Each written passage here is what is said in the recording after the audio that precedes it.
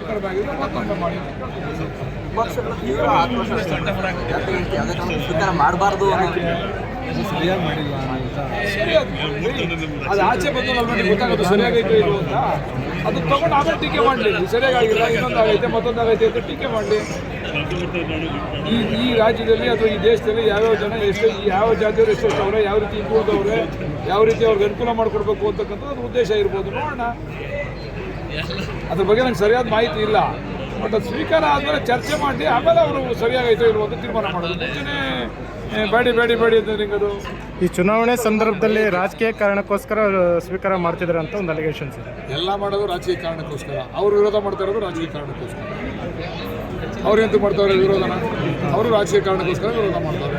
ಎಲ್ಲ ಮಾಡೋದು ರಾಜಕಾರಣ. ನಾವು ರಾಜಕಾರಣಿಗಳು, ನಾವು ರಾಜಕಾರಣಕ್ಕೆ ಬಂದ್ಮೇಲೆ ಎಲ್ಲ ಮಾಡೋದು ನಾವು ರಾಜಕಾರಣಕ್ಕೋಸ್ಕರ.